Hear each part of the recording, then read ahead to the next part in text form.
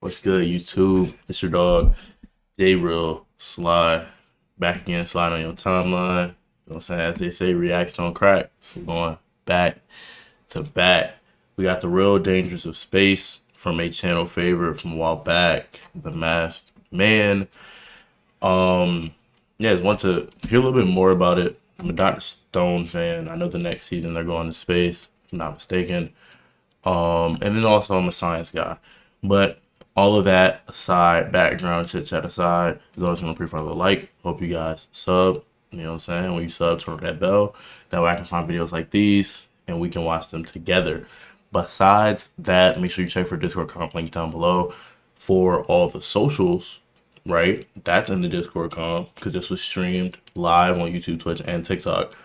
But to take it a step further, in that Discord you'll be notified every time we post here on YouTube, every time we go live on Twitch, every time we like interact with each other, things of that nature, and it'll keep you caught up with the community. Without further ado, though, talk to me.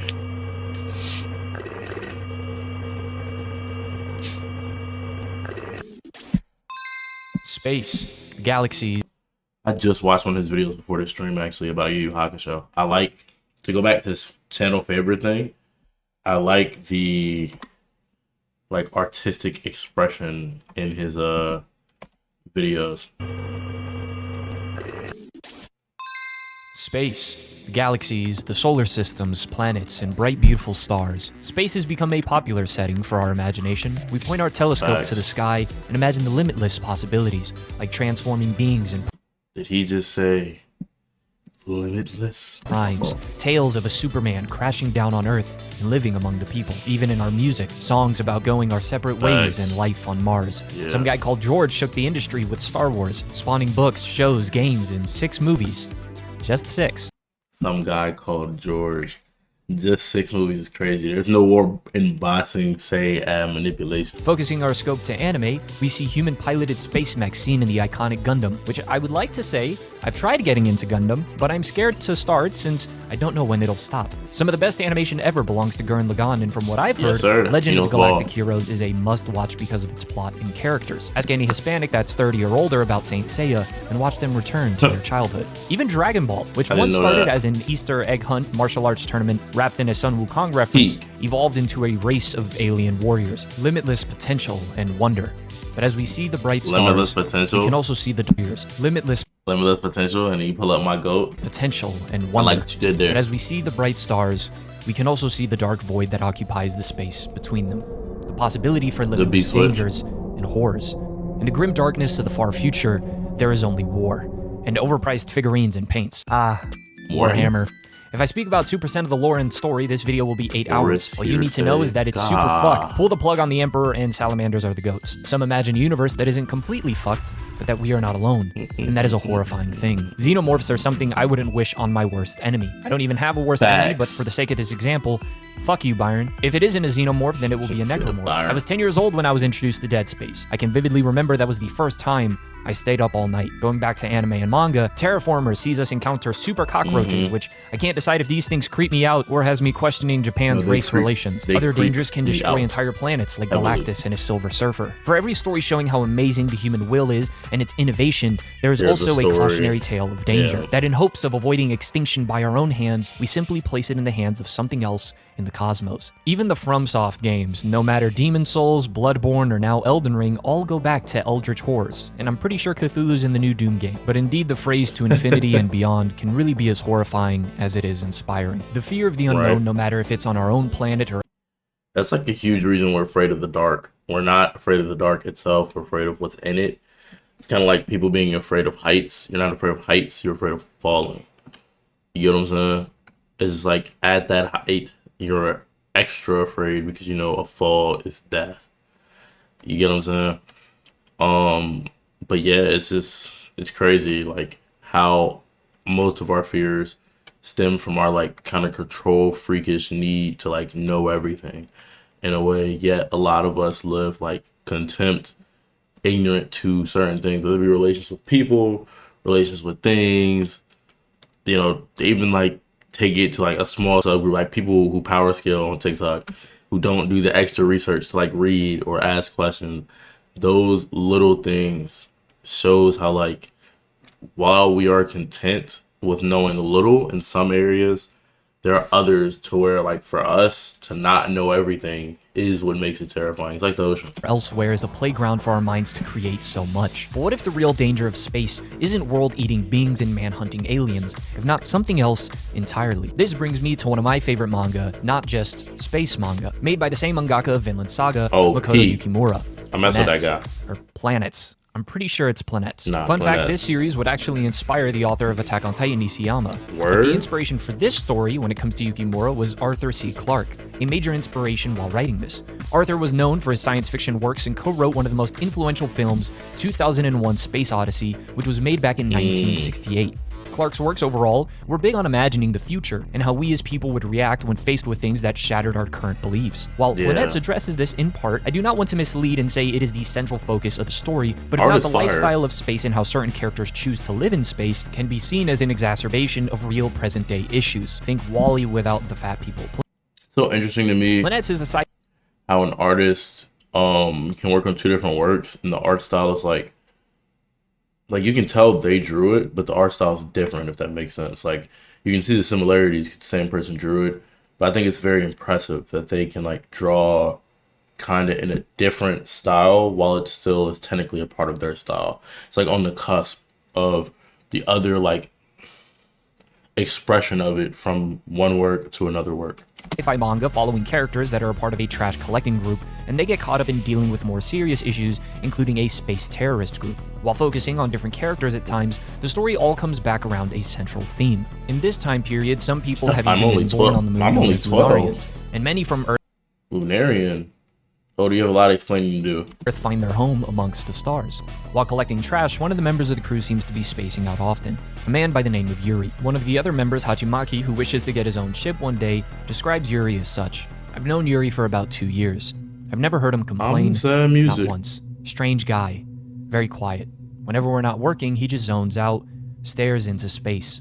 Literally. We get paid leave, but he never takes it. Conversing with another spaceman repairing the ship, he's informed that Yuri was once married about 6 years ago, the same time that a horrible space liner crash happened, retiring that model. When it got caught in a debris storm, Yuri and his wife were on it.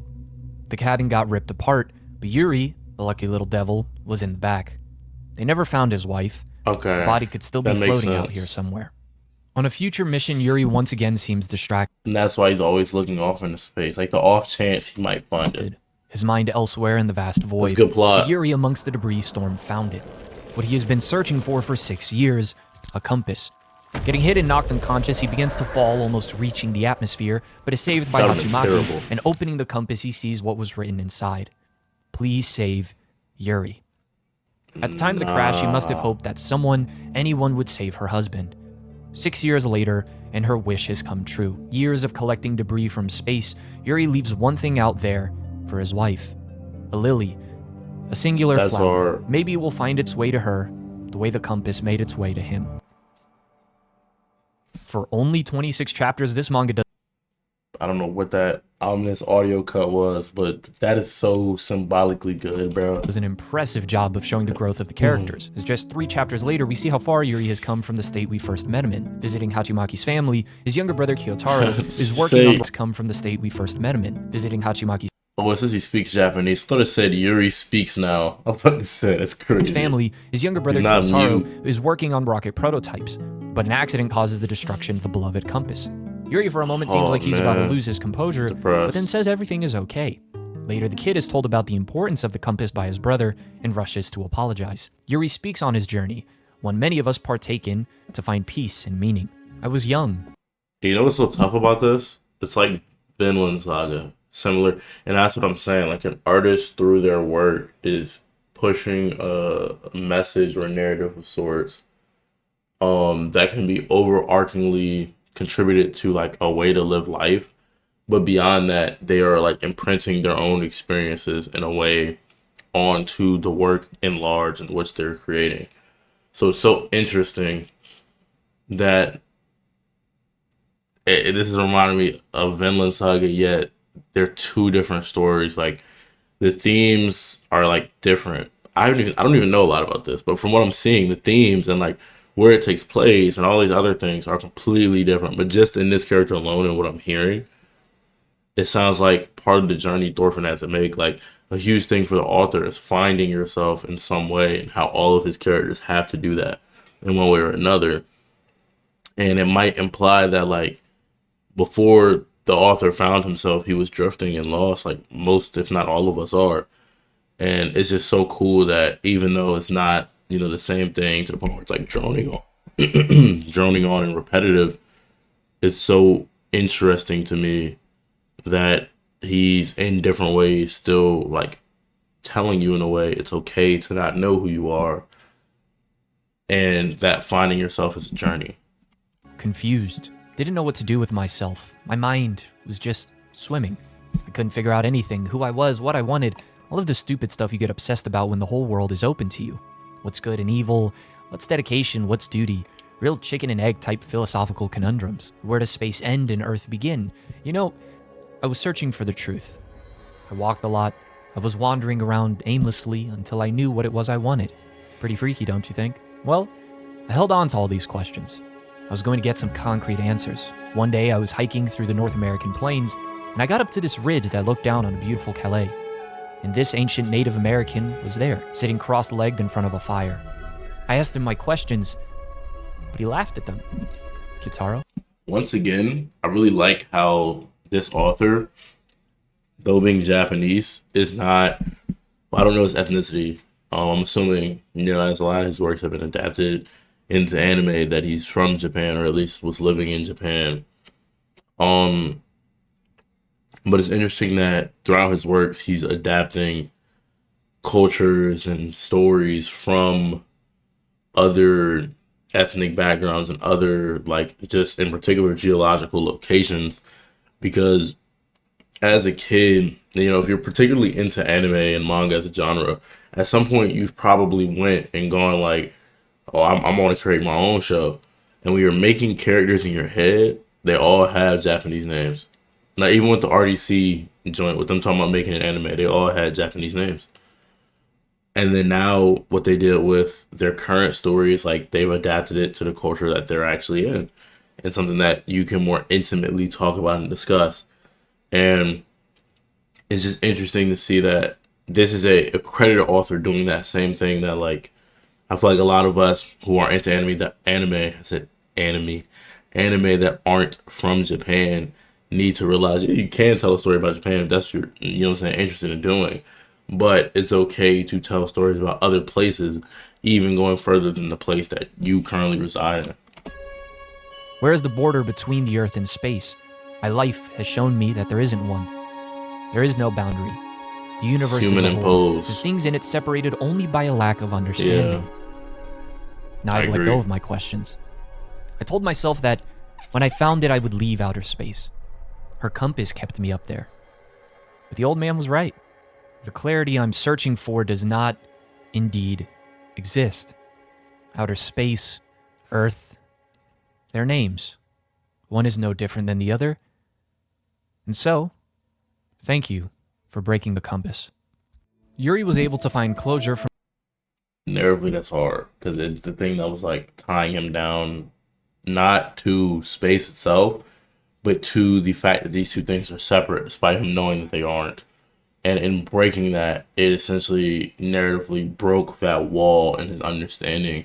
And then everything that he had been searching for and building throughout his life, piece by piece, whoosh, it's all flowing into that one bucket. Like, you can have gallons of water, but if you have them separated by like 16 different cups, and the only thing you're looking at is one bowl, you're always going to feel empty. You're always going to feel like you don't have enough water there.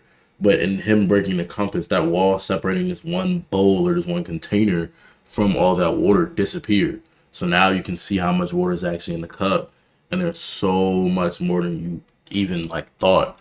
And that was like a moment of clarity for him. The tragedy that struck his life, coming to terms with what happened, but also what he does not understand. I find this to be an interesting choice that the series seems to provide a perspective from a character that has found some closure this early on. It's powerful, but I understand why the anime decided to take a slightly different direction when presenting the order of events, as it is overlapping with what could be seen as the main character for the majority of the story. But I can see it as a contrast for those that aren't in space in search of something tangible like Yuri. Others go to space to find freedom, fulfillment, purpose, something that will give them what they think they cannot find on Earth, to the point where not being able to live as an astronaut pushes an old man to take his own life amongst the stars. What could be seen as the main character of the story, Hachimaki, is someone who we see has to learn a lot, believing that space will bring him a sense of self. Training a rookie, he gives her 3 rules.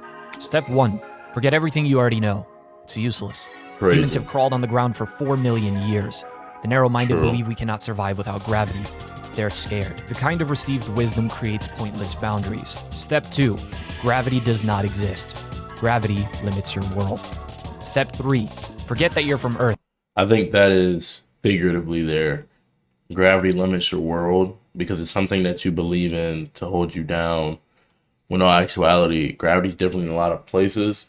And that goes more from like a numerical standpoint, but it leads you to understanding that it's a self-imposed limitation. Instead of thinking of it as a thing that forces you to move a particular way, it should just be thought as the atmosphere, like what is, more than like, it's a very complex thing to say, but I think it ties into him saying, forget that you're from Earth, because like you need to forget everything you know, not literally, but in the sense of if your cup is full, it will never be able to have more of the liquid poured into it. And besides that, these are 2 different types of liquids. You know, you have water, we've been crawling on the ground, this is oil. This is what you can actually cook with. But if you try to turn that oven on while this oil and water is together, never mixing, you're going to get a bunch of explosions. You feel me? You get what I'm saying, chat? And I think that's what he's implying here. Tanabe, that's all. Let's start. Hachimaki has to train his replacements, and his goal is to go on a mission that will embark to Jupiter. This chapter and the next few will show the extent of his desire to get his own ship, believing there is no wall, no boundaries for human beings. Those are just excuses for those that couldn't accomplish their original goal. While this mindset, I'm sure, has pushed many to great heights, there is a flaw that can occur when this consumes a person. Facts. Their goal, their desire to be completely free and it becomes too over-encompassing, and then you can't accomplish anything because you're stuck in a singular train of thought. And the mindset in itself is not wrong, I don't think, in pretty much any way, but in how you express that way of thought changes it. It's the same thing as like, if I believe, you know, poor people need more money, that's fine. But if I express that as like, oh yeah, everybody with more money than me, get rid of them. What are you talking about? There's better ways about that. You get what I'm saying? So everyone could have the same philosophy and we still end up where we are today. With like, there still being differences and nuances in the way you interpret that. Dependent beats everything else. Abandon anything that roots you in the sentimental. Your family, okay, see, that's home, crazy. Even Earth. Give your soul to space now. Give your soul it's to worth space. It. If you don't, you'll never thirst for the now second cosmic crazy. Velocity. Tanabe responds, you know, some of us like love. The two then have a huge argument once finding the coffin of a man and getting in contact with the family. Hachimaki wishes to send the body further into space as the man's wishes, but Tanabe refuses, believing it's a selfish decision that will only cost the family that is still living too much money. Hachimaki once again makes it clear that he believes love and attachments are pointless and only hold back those who wish to achieve bigger things. Tanabe presents an interesting thought. If we live alone and we die alone, what's the point of living in the first place? Space is too big for that. Facts. Because the only reason we've gotten as far as we have as society is legacy. That is why it's very common and well received to believe that the point of your life is legacy to some extent. Yes, you have dreams. We're not like saying your dreams and desires have to disappear, right? But we're saying that should be rooted in legacy and the fact that whatever you're dreaming for, whether you want it to or not, is going to contribute to something that someone else coming down a similar path that you're going down is looking for, right? You're going to end up being that stepping stone, whether you like it or not, because we live for a finite amount of time in infinite reality. So it's like knowing that then puts the truth of the matter, the fact that if you do want to accomplish something of any significance in like grandeur, despite this finite amount of time, the attachment and those connections and bonds to other people all would give it significance. You see that in stories like Naruto, Gurren Lagann.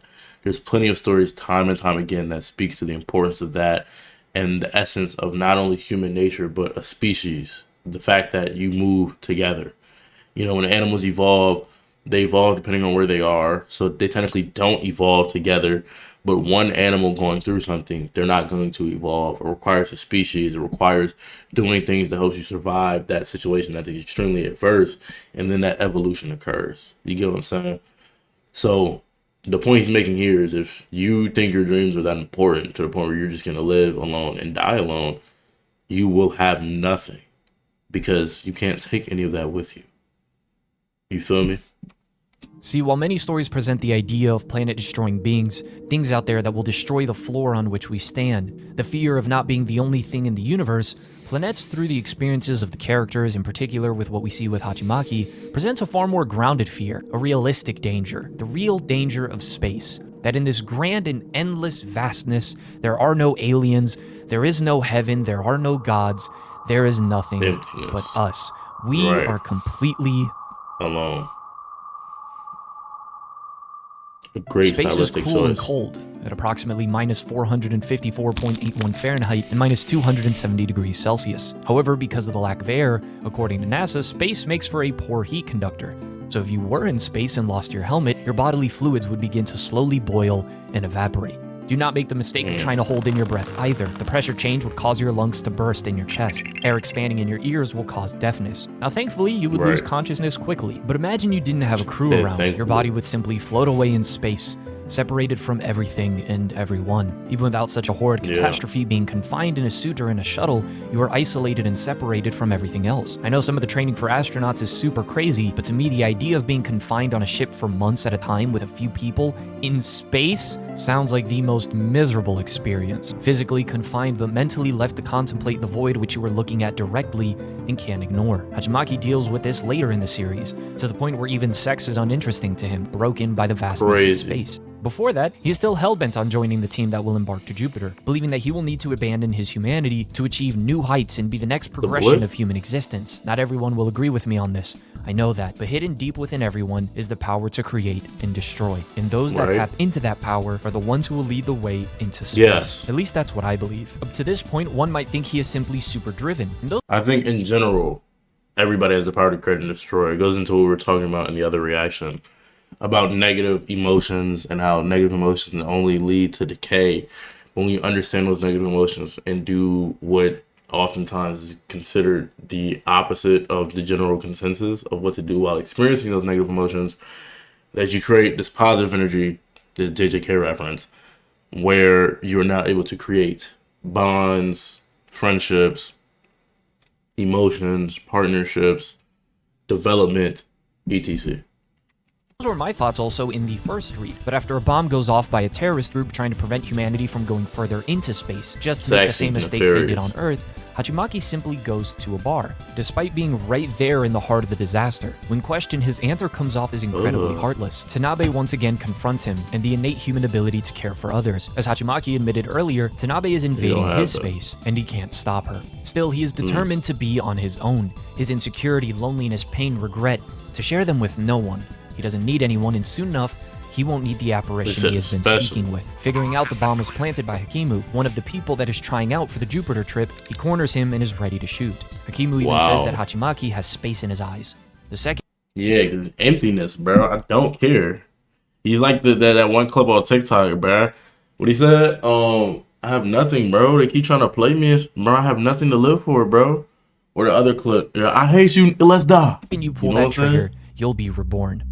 You'll be a creature unhampered by the moral restraints of humanity. You'll surrender away love, your passion, your dreams. You'll be truly free. See, he's saying you're trying to negotiate with people that already don't have those things. You're right.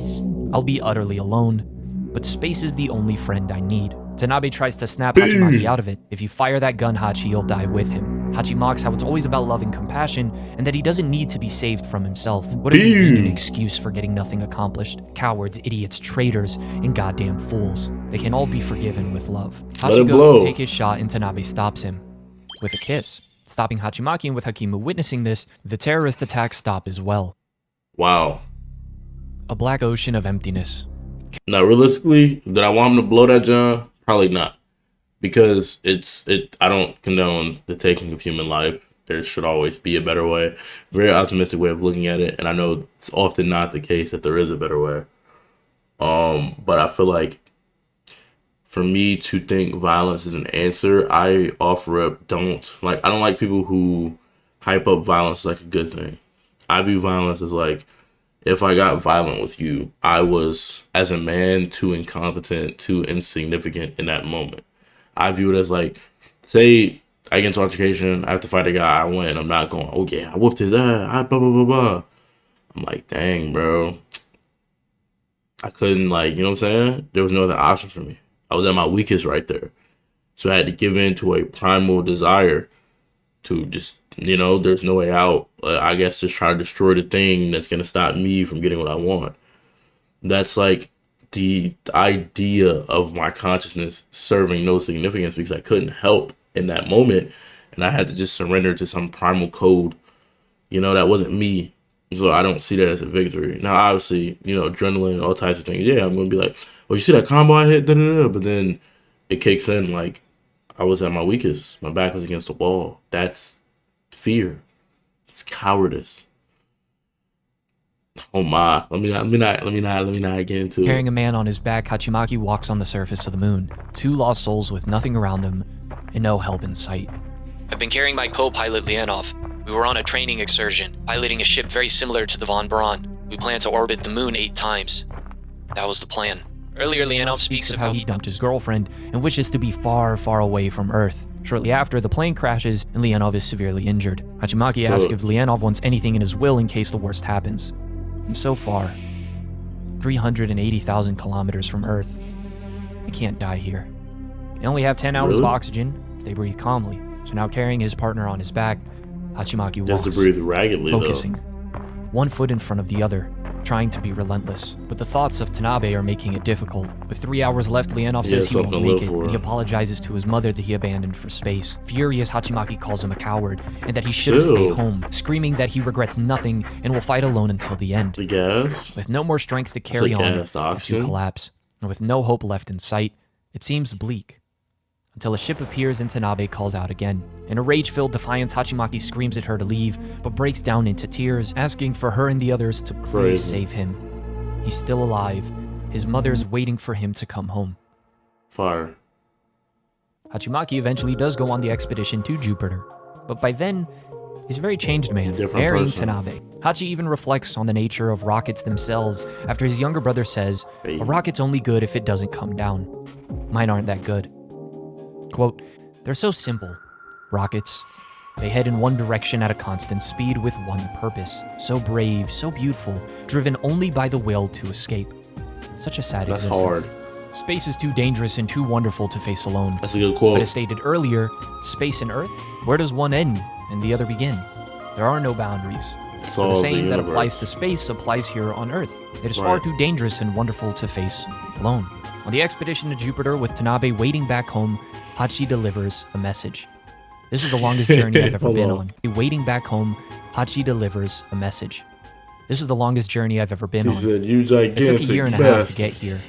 During this past year and a half, I had a lot of free time, a lot of time to think. And tonight, I'm going to share a few of those thoughts with you. Before I became a member of this ship, I was a debris collector. My job was to pick up trash in space.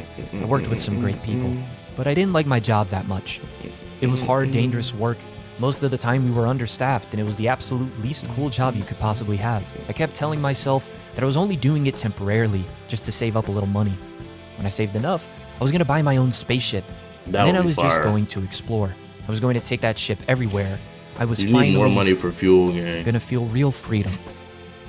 I knew I had to work really, really hard to buy a spaceship. I knew that I had to be really, really serious about it. So I decided to give up everything else in my life and I'm assuming it has an anime with all these like anime footages I'm seeing, but I've never heard of it. I might check it out. Focus on making and saving money. Nothing else mattered to me more than being free in space. Yeah, that's like from the intro. I'm definitely gonna check it out. I learned that I couldn't stop loving people. I don't know if that's good or bad, All I know is that love has a strong power. Way more powerful than nuclear fusion. And I know that... And literally, that's as honest as you can be. To know that something exists, but not necessarily how or why and whether it's a good thing or a bad thing. But to have the maturity to admit this is real. And if you get down into physics, half the theories you see that we use to base our knowledge of like more complicated things on, we'll tell you, we don't know why this is true. It's just true. Planck's constant is the number that works. And amongst every number we found, it's worked. That's what we use it for. Why it works? That's how it goes, bro. It's much different from like math. But math is the ability to explain the things that occur rationally and sometimes irrationally with numerical sequences and events with numbers. While with physics, you're explaining and referring to it's a type of science. It's very different from mathematics. They're both similar in numbers used, but to be a science, you are exploring the laws of the universe, what they are, how they work, and their expression of it. While with math, you are essentially kind of quantifying, and there are qualitative assessments of things and proofs and things of that nature, but you're still assessing what exists. You're assessing within those boundaries. Like in physics all the time, when we pull up like an equation, my professor is like, oh yeah, it just works like that. We have this from the math, thank the math field for us knowing this. Because with math, they take what we already know and comb through it with such a fine lace comb that more ways of understanding it to the point where we can predict this thing, not to just 50% certainty, but to a 1%, like 99.999% of the time. This is how this goes. That's what math does. And because that takes a lot of work and so many different like crossroads in that path, it takes a lot to advance that field, because all it is, it's bad to put blanket statements on anything, but a lot of what it is that combing over what already exists and finding ways to quantify what we haven't yet figured out why it exists, while physics is that expression. Literally, what goes up must come down. Oh, when heat increases, thermal expansion occurs. When heat decreases, thermal compression occurs. Things of that nature. Every human has it. That's amazing. And a little scary. I'd like to learn how to use this power. So, once I return to Earth, I'm going back to being a trash man. I didn't like it at the time, but it was a really good job. Yuri, Fee, I'll be back in 5 years. Please let me join your team again. See, I like that right there.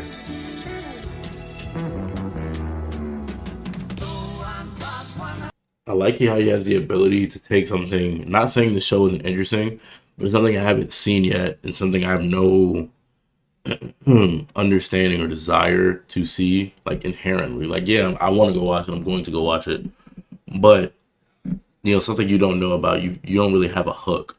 But through his creative ingenuity, I'm like intrigued and captivated by what the story has to offer.